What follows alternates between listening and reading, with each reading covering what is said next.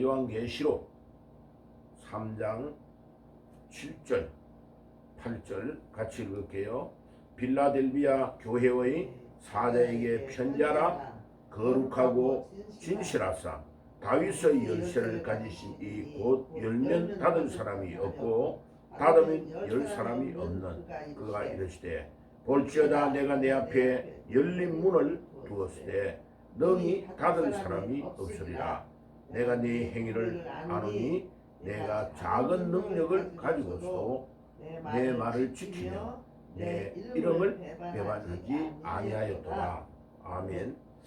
자, 이 우리 예수님께서 부활하신 주님이 밤목섬에 유배가 있는 세례 요한, 사도 요한에게 계속 말씀을 주십니다. 그런데 자기를 소개할 때에 그 교회가 처해 있는 환경과 상황을 보시고 본인을 계속 소개를 하세요. 그런데 앞에 있었던 4대 교회에 있을 때의 예수님이 자기를 소개한 것과 지금 이 필라델피아 교회에 소개하는 예수님은 전혀 다른 소개를 합니다. 4대 교회 때는 하나님의 7영과 7별을 가지신 이가 이르시되 이렇게 소개해놓고 오늘 아침에 읽었던 본문인 필라델피아 교회의 사자에게 편지할 때는 거룩하고 진실하시다. 우리 예수님을 소개할 때에 거룩하고 진실하신 분이다. 야, 우리 예수님은 말씀과 약속의 변함이 없다. 그 말씀을 하고 계십니다. 자, 간단하게 말하면 이렇습니다. 우리 예수님이 우리에게 다가오실 때는 말씀을 통하여 다가오십니다. 내나 예수님이 말씀 자체시기 때문에 하나님도 그렇게 다가오십니다. 아브라함아, 아브라함아. 그 다음에 이삭아, 이삭아. 야곱아, 야곱아. 이렇게 말씀을 통하여 다가오십니다. 그러니까 우리 예수님도 말씀 자체이기 때문에 그래서 헬라어로 말씀을 로고스라고 합니다. 예수님께서도 말씀을 통하여 우리에게 다가오시는 것입니다. 그런데 우리 성도들은 어떻게 응답을 해야 되느냐 하면은 그 들었던 말씀을 우리가 어떻게 순종했는가, 거기에 응답을 어떻게 했는가, 그 다음에 우리는 기도로 다가가는 겁니다. 그럼 매일마다 목사님 왜 기도를 해야 되죠? 우리 주님이 나에게 뭐라고 말씀하시는가를 기도를 통하여 다가가면서 듣고 그 말씀에 순종하려고 우리가 나아가는 겁니다. 간단하게 말하면 예수님은 말씀을 통하여 우리에게 다가오시고 우리는 그 말씀에 순종하면서 기도로 주님 저는 이렇습니다. 제가 예수님이 말씀하신 것을 실천을 해보니까 이래요. 라고 기도하면서 다가가는 겁니다. 그럼 우리의 대화의 창구는 주님은 말씀하시고 나는 기도로 다가갑니다. 그런데 아주 재미있는 것은 이 말씀이라는 단어가 헬라의 2개예요. 로고스라는 단어가 있고 다른 하나는 르헤마라는 단어가 있어요. 우리 한국의 목사님들이 발음을 잘못 가르쳐가지고 그거를 레마라고 해요. 레마. 아주 발음이 잘못된 발음이에요. 레마라고 하면 틀린 발음이에요. 그래가지고 레마 성교에 레마 이렇게 하는데 아주 내가 이해가 안 가가지고 한참 동안 연구를 해봤어요. 레마라고 발음하면 되느냐? 안 됩니다. 헬라어의 R에 해당되는 단어가 알파, 베타, 감마, 델타, 엡실론, 제타, 에타, 이오타, 라파, 캄나, 미 이렇게 알파벳을 A, B, C, D, E, F, G 이렇게 발음을 할 때에 R이라는 이 R 음가를 발음할 때 뭐라고 했냐면 르호라고 발음해요. 르호. 그럼 봐요. 르호의 앞에 R이 있으면서 E라는 음가에 해당되는 A가 있고 MA가 있단 말이에요. 그러면 레마라고 부르면 안 되고 르헤마라고 부릅니다. 알파벳 C 르호니까 르호. R의 음가인 르가 앞에 나온단 말이에요. 르헤마 H음이 뒤에 와요. 그래서 레마로 발음하면 틀립니다. 많은 사람들이 레마로 발음하는데 레마로 발음하면 틀립니다. 르헤마입니다. 르헤마. 발음하기 어려워도 그렇게 발음해야 됩니다. 그럼 보세요. 우리 예수님이 우리에게 요한복음 1장에 한번 가보세요. 자, 요한복음 1장에 예수님이 말씀 자체거든요. 그래서 성경에 예수님을 소개할 때에 로고스라고 소개할 때가 많아요. 봐요. 요한복음 1장 1절에 뭐라고 기록되어 있나? 태초에 말씀이 계시니라.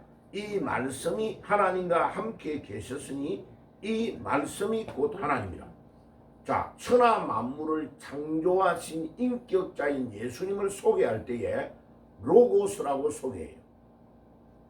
그런데 그 예수님을 로고스인 말씀이 우리에게 다가오면 그 말씀을 우리가 실천할 때에 그 말씀대로 순종하고 우리가 다가갈 때에 그 말씀을 르헤마라고 합니다. 르헤마.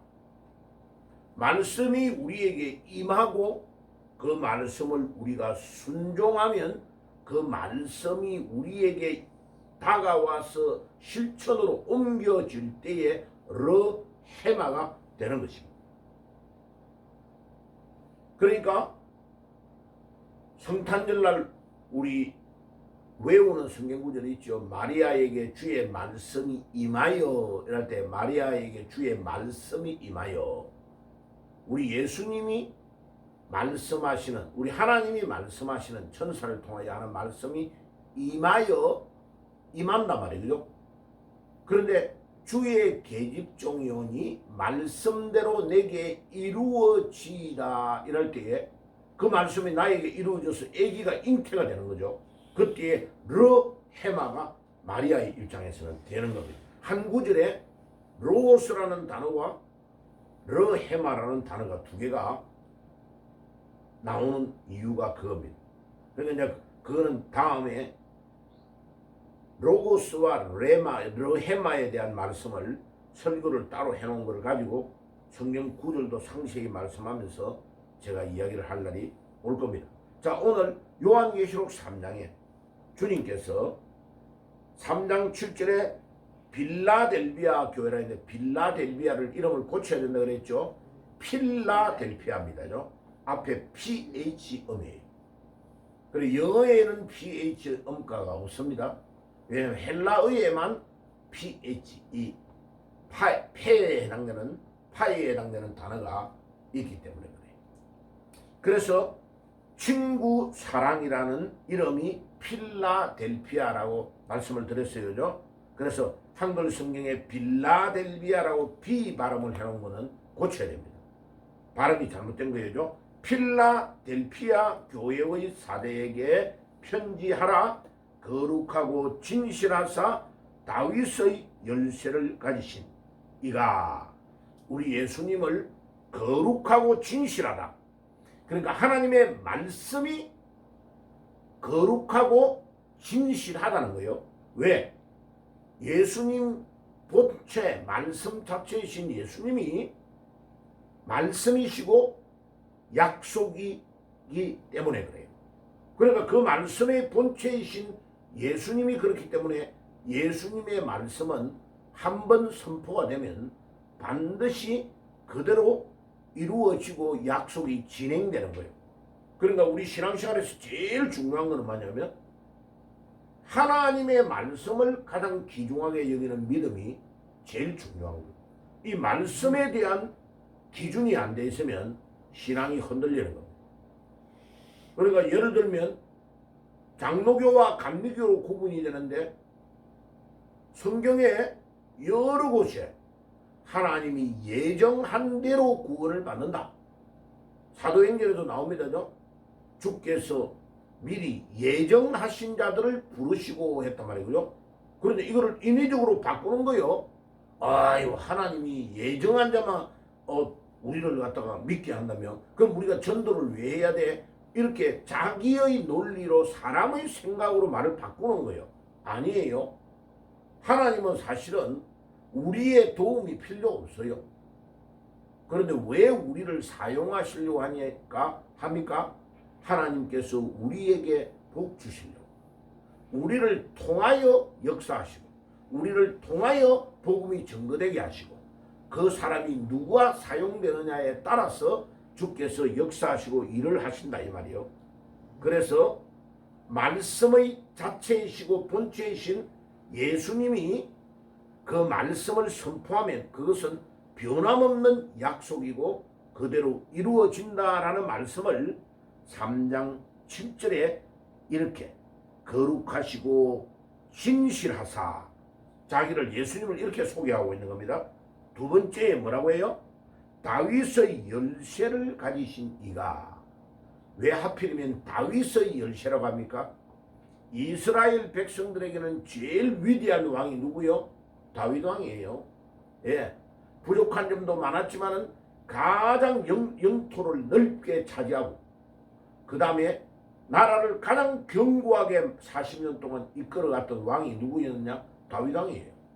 그러니까 다윗의 열쇠다 이 말은 다윗이 가장 막강한 권좌에 앉아서 이스라엘을 이끌어갔던 놀라운 왕이었기 때문에 그 다윗이 가지고 있는 열쇠다 이 말은 뭐예요? 열쇠는 모든 문을 다 열 수 있는 것이라. 그죠? 그러니까 문이 닫혀 있는데 가서 문을 탁탁 열면 다 열리잖아. 그 말은 무슨 말이에요? 예수님께서 구원의 문이 되시고 절대적인 권한을 가지고 계신다 이 말이에요. 자, 그러면 이사야 22장 2절을 한번 가볼게요. 구약의 이사야 22장 2장 22절을 한번 가볼게요. 한번 찾아봅시다. 그 9절. 이사야 22장 22절. 예. 성경 구절 외우기도 쉬워요. 22장 22절. 자, 찾았으면 제가 가지고 있는 성경은 22장은 992페이지예요. 구약 성경 992페이지. 자, 찾아서 한번 읽어볼게요. 시작. 내가 또 다윗의 집의 열쇠를 그의 어깨에 두리니 그가 열면 닫을 자가 없겠고 닫으면 열 자가 없으리라. 여기에서 나오는 다윗의 열쇠입니다. 이사야 성경. 예수님이 태어나기 전에 700년 전에 아기 예수가 처녀의 몸에서 태어날 것이라고 예언했던 이사야의 예언이 여기에 나오는 겁니다. 그러니까 다윗의 열쇠를 가지고 있는데 그 열쇠는 문을 닫으면 아무도 열 자가 없고 열면 닫을 자가 없는 열쇠를 가지고 있다. 이 말은 무슨 말이요? 그 권세가 너무나 막강하고 그 권세가 대단하다. 그 말이 뭐예요? 구원에 관한 것의 열쇠는 누가 가지고 있다는 말이요? 예수님이 가지고 있다. 그러니까 감리교가 주장하는 아무리 하나님이 예정을 해도 우리가 거기에 따라가지 않으면 구원을 못 받는다 이렇게 말하는 말은 전혀 안 맞는 말이에요. 틀리는 말이에요. 구원에 우리 인간이 조금이라도 100만 분의 1이라도 가담을 할 수 있느냐? 가담할 수 있는 능력이 우리에게 전혀 없어. 그 문을 열고 닫는 권세는 절대적인 권한이 누구에 있느냐? 예수님에게 있는 거예요. 그러니까 그 구원의 열쇠를 가지신 그분이 지금 이 필라델피아 교회를 통하여 명령하고 계신다 이 말이 굉장히 중요한 말씀을 하고 있는 거예요. 그러니까 시작할 때에 벌써 이 말씀에 대한 정확한 이해를 못하면 그 다음의 말씀을 이해할 수 없어요. 볼지어다 내가 내 앞에 열린 문을 두었으되. 열린 문. 야, 그래도 신기해요. 다른 교회 에베소, 스무나, 버가모 이런 교회를 다 갔는데 다른 교회들은 교회의 원래의 문들은 없는 걸로 구조가 만들어져 있더라고. 거의 다 보면 뭐 예를 들면 물론 저 경비해가지고 돈 받으려고 하는 바깥에 그런 문은 형식적으로 만들어 놓았겠죠. 그런데 여기에 우리가 사진에서 보는 것처럼 봐요. 사진에서 보는 것처럼 요 한번 올라가서 한번 잠깐 봐요. 올라가서 이 보면 이 사진이 너무 많이 내려와 살수 보이는 봐요. 자, 지금 요 찍고 있는 요 사진 보세요. 이 사진 보면 요 이 기둥 같은 거 이거 두 개도 큰 게 여기 있다는 것도 신기하고 봐요. 좀 더 보기 좋은 사진을 한번 보여줄게요. 봐요. 이 두 개의 문에 여기에 있는 큰 이 기둥 같은 거 이것도 두 개가 있다는 것도 신기해요. 이것도 나중에 이제 난내면 때 좀 상세히 설명하는데 여기에 이름은 필라델피아라는 이름으로 안 돼 있고 성요한 교회라고 적혀 있어요. 그 후대의 사람들이 이제 요한이 영향이 크니까 요한의 이름으로 바꾼 것 같아요. 만드는 것 같아요. 그런데 보세요. 여기에 이 문을 딱 열어놨죠. 이 구조가 보니까 밤에는 닫는 것 같아요. 이 문을. 그런데 여기는 철저하게 동네 딱 가운데 있으면서 요거를 지켜야만 되는 어떤 구조로 딱 되어 있어요. 구조 자체가 크지도 않고. 그래서 이야 신기하네. 문을 강조를 하는데 문을 열면 닫을 자가 없고 닫으면 열 자가 없다고 하는 그 말씀과도 상당히 연결되어 있는 딱 구조가 문을 열고 닫아야만 되는 구조로 되어 있네. 그 다음에 설계도 이 필라델피아가 형제 사랑이라는 단어를 그랬죠.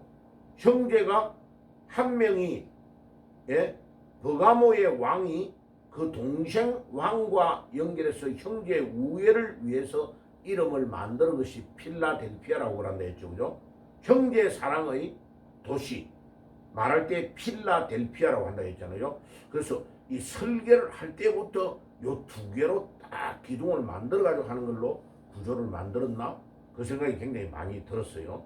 자, 그래서 오늘 우리가 많이 진도는 나가지 않을 거예요. 이제 낮에 마감을 좀 마무리를 하려고 하는데 볼지어다 내가 내 앞에 열린 문을 두어서되 능히 닫을 사람이 없으리라. 내가 내 행위를 아노니 내가 작은 능력을 가지고서도 내 말을 지키며 내 이름을 배반하지 아니하였도다. 자, 그래서 어저께 제가 저녁에 이제 늦게 이 단어 하나하나의 구절들을 헬라어로 좀 찾아왔어요. 뭐 그 앞에도 좀 했는데 어문나는 구절 저기 8절에 봐요. 내가 내 행위를 아노니라는 행위의 단어에 대한 하는 헬라어 단어하고 그 다음에 내가 작은 능력을 가지고 이럴 때 여기에는 작다고 했는데 킹제임스 버전에 보면 이 단어를 리들이라는 적은이라는 단어로 번역을 했어요. 근데 원어는 뭐라고 되어 있을까를 봤는데 미크론이라는 단어로 되어 있어요. 미크론. 우리 저 현미경으로 뭐를 조사할 때에 미크론 얼마가 된다 이럴 때 다 사용하는 단어가 헬라어 요 단어예요. 그런데 요 단어가 작다라는 것도 사용이 되기도 하고 양이 적다는 단어로도 사용되기도 해요. 그런데 문장으로 말할 때는 능력이 아주 크다. 우리 보통 반대말로 말할 때 그 사람은 능력이 너무나 크고 대단해 이런 표현을 하는 것이 우리 한국말로 맞잖아요. 그죠? 그래서 우리나라 말로는 작은 능력이다 말할 때에 아주 큰 거에 대조하는 키가 톨 크다라는 반대가 스몰이 맞잖아요. 그죠? 그래서 헬라 영어에서 리들이라고 번역한 거는 우리에게는 좀 안 맞다. 우리에게는 스몰 작다라고 번역하는 것이 더 맞겠다라고 어제 저녁에 결론을 내렸어요. 그래서 제가 번역할 때는 작다. 뭐 요 구절은 이 사람들이 번역을 잘했어요. 내가 작은 능력을 가지고 조그마한 능력을 가졌는데 큰 일을 했다 이 말이에요. 자, 그래서 그 사람의 능력이 얼마나 많은가, 큰가, 적은가의 작은가의 문제가 아니고 그 능력을 어떻게 행했느냐가 더 중요한 거예요. 아무리 큰 능력을 가지고 있는데도 주님의 말씀은 상관이 없어. 그러면 그 사람에게는 더 이상 복음을 전할 필요가 없는 거예요. 뭐 엊그제도 내가 이제 들려가지고 한 사람한테 전도를 했어요. 그 자기 엄마부터 밑에부터 믿음 생활 잘했다고 이야기하는 거예요. 근데 뭐라 하느냐면 하루도 안 빠지고 엄마가 새벽기도 가고 막 아버지도 그러고 이러니까 자기 자를 때 무 짜증이 났대. 그래 자기는 결혼해가지고는 절대 교회 안 나갔네. 그래 내가 그러면서 자기 엄마가 너무했대. 엄마가 너무한 것보다 당신이 너무한 게 더 큰 잘못이라. 그러면 물어볼게요. 우리 아버지는 한 번도 새벽기도 안 빠지고 새벽기도 갔다 와가지고 매일마다 자녀들 머리 위에 손 얹고 갔다 와서 내 주를 가까이 하게 하면 십자가 진 같은 고생이라 늘 찬송 부르고 성경 구절을 외워주고 이러는데 우리 형제는 8명 다 믿음 생활 잘하고 그 다음에 결혼해가 애기들 낳아가지고 자녀들 우리 조카들도 결혼해가 다 정손자도 믿음 생활 다 잘하는데 50명이 넘는 자녀들 직계가 믿음 생활 한 명도 예외 없이 잘하고 있는데 우리 아버지는 매일 새벽기도 안 빠지고 했는데 나는 질리지 않고 목사가 됐는데 왜 당신은 불신자가 돼가지고 맨날 믿음 생활하고 주일날 교회도 안 가고 등산이나 하고 다니냐고 내가 그래. 근데 등산하고 다닌다는데 왜 몸은 왜 안 좋아? 내가 그랬거든. 당신 지금 몸이 너무 안 좋다고 내가 딱 말했어. 내가 분명히 말하지만 당신은 큰 병에 지금 걸려있다고. 그러냐 의사도 소개해줬어. 그런데 이 사람이요 듣는 게 어떠냐 한쪽 귀로 듣고 한쪽 귀로 흘러버려. 얼굴에 나는 더 이상 듣기 싫어요 라는 게 딱 찍혀. 그래서 내가 나오면서 다시는 너에게는 복음을 더 이상 내가 전하지 않을 것이요. 그 마음을 먹게 만들어. 왜? 내가 나중에 주님 앞에 가면 내가 너의 정인이야. 딱 그 말이야. 왜? 내가 복음을 전했는데 몇 번을 전했는데 너는 너의 그 교만으로 말씀을 받아내고 예수를 거부했잖아. 내가 나중에 정인이 되는 거예요. 이 정인이 아주 중요합니다. 복음을 안 전해서는 나에게 책임이 있는 거예요. 근데 내가 복음을 전하였어요. 정확하게 전하였어요. 우리 아버지 이름을 들어서 전했어요. 그리고 뭐 자기 자녀 옛날에 이야기하면 자기 자녀 이야기는 전혀 안 해. 왜? 목사님의 자녀가 어떻다는 걸 들은 것 같아. 그러니까요. 예수를 믿으려면 정확하게 믿어요. 우리의 봐요. 8절에 내가 너희의 행위를 안다고. 네가 행동을 어떻게 하는가, 네가 말을 어떻게 하고 행동을 어떻게 하는가를 주님이 기록한 행위록이 요한계시록에 다 있다고 이야기해. 우리 하나하나를 다 적고 계신다고 그랬어요. 적고 계신다. 그래서 저는 성격상요 어떤 일을 시작을 하는 걸 할 때 기도하면 엄청 준비를 많이 해요. 근데 시작하면 끝을 봐버려요. 끝을 안 보잖아요. 그러면 나중에 주님의 행위록이에요. 이거는 시작하다가 도중에 하차했느니라 다 적혀. 그래서 나는 그 기록이 그렇게 남기를 원치 않아. 일을 딱 시작했잖아요. 그러면 아무 것이가 언제 이거를 시작해가지고 이거를 잘 완성하였느니라 라는 기록을 주님이 해놓기를 원해요. 그래서요 하나를 딱 시작했잖아요. 그걸 반드시 끝내려고 합니다. 그런데 그것을 해보면요 끝내면 굉장히 기쁨이 넘쳐요. 기쁨이 넘쳐. 자, 공부 잘하는 사람의 특징이 뭔지 알아요?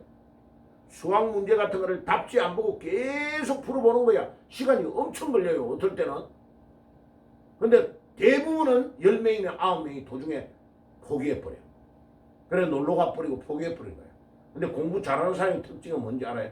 그거를 절대로 포기 안 해요. 그거를 반드시 답을 풀어내는 거야. 나중에 딱 자기가 그 고생하고 풀어냈죠.